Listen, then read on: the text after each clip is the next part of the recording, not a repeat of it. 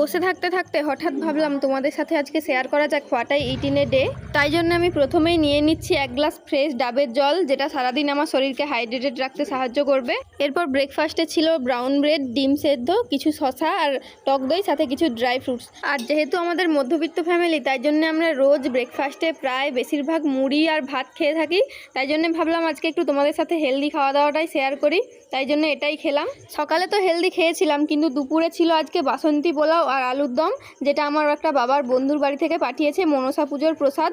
তাই জন্য আজকে দুপুরে এটাই খেয়ে নিলাম। আর জানো তো, রোজ বিকেল হলেই আমার চটপটা খেতে মন চায়, আর এতটাই পরিমাণে ক্রেভিংস হয় যে আমি আটকে রাখতে পারি না, আমাকে কিছু না কিছু খেতেই হয় ঝাল ঝাল টাইপের। তাই জন্য এখানে আমি এখন খেয়ে নিচ্ছি চিপস আর বিঙ্গো ম্যাড অ্যাঙ্গেলস। এরপর বাঙালি ফ্যামিলিতে সন্ধ্যাবেলায় চা হবে না, এটা তো হতেই পারে না, তাই সন্ধ্যাবেলায় খেয়েছিলাম চা আর বিস্কুট।